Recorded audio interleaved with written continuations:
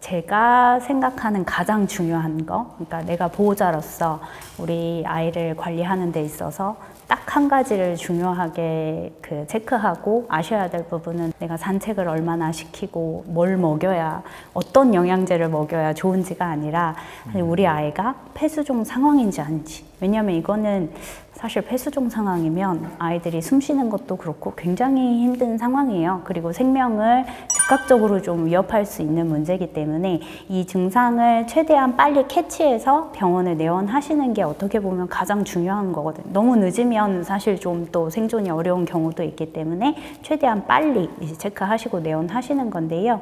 이 부분을 내가 그럼 어떻게 캐치할 수 있냐, 집에서. 그거는 단연코 호흡수입니다. 호흡수도 수면 중 호흡수라고 항상 이제 말씀을 드리는데요. 이 호흡수라는 거는 들숨과 날숨이 1회예요. 그래서 이렇게 쉬는 게 이제 1회고, 아이들 기준에서 보면 우리처럼 이렇게 막 코로 들여 마시는 게 잘 안 보이니까 가슴이 오르락 내리락 하는 거를 이제 보시고 평가를 하시게 되고요. 그게 이제 1분을 측정을 했을 때 30회보다 적으면 일단 정상적인 호흡수라고 보시면 되기는 해요.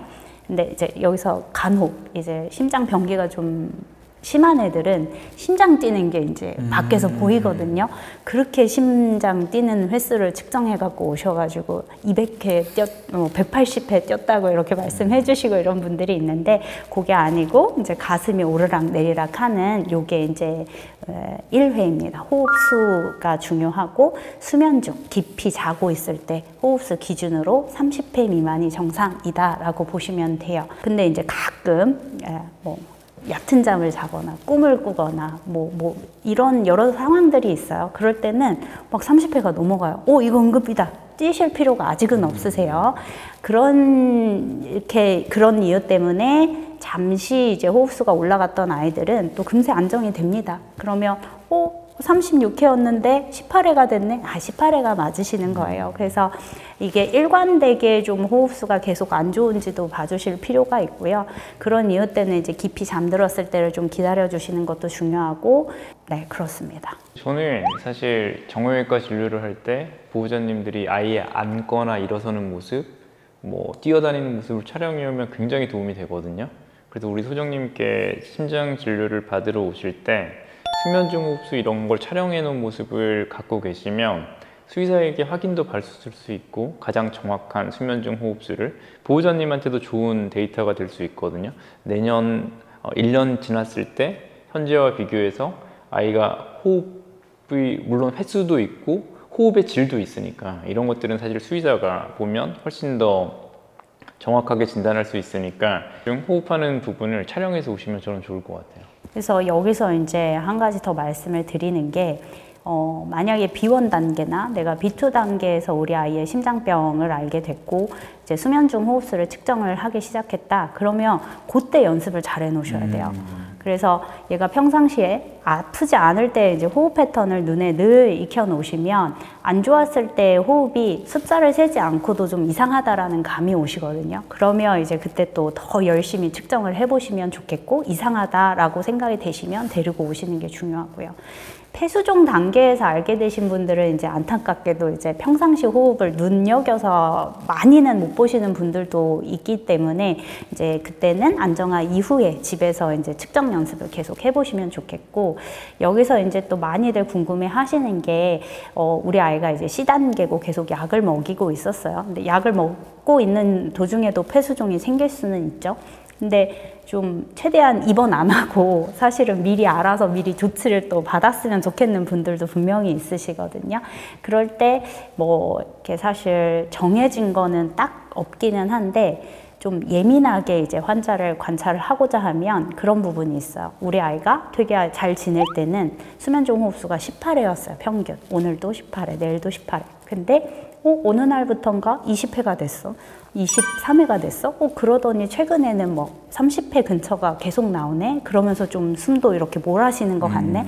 이러면 사실 이제 지금 먹고 있는 약이 아이한테 증상 조절에는 좀 맞지 않고 모자란 상황일 수 있는 거라서, 그런 시기에도 검진일이 되지 않더라도 한번 내원하셔서 체크하시는 것도. 그런 아이들이 그러면 수면 중이 아니라 일반적인 호흡에서 C단계 아이들이 뭐 입을 이렇게 벌려서 숨을 쉰다든가 가슴이 이렇게 크게 왔다 갔다 하는 그런 증상은 있나요? 아니면 특별히 그러진 않나요? 수면 중 호흡수는 되게 괜찮은데 이제 깨어 있을 때 그렇다라고 하면은 이제 다른 외부 요인들이 있는지도 봐야 될 것 같고, 뭐 너무 더운지, 뭐 너무 스트레스 상황인지, 너무 흥분 상황인지, 통증이 있는지, 뭐 이런 것들 보셔야 될 것 같고, D단계는 뭐 사실 수면 중 호흡수도 늘상 뭐 30회 초반까지도 계속 나오는 환자들도 있고요.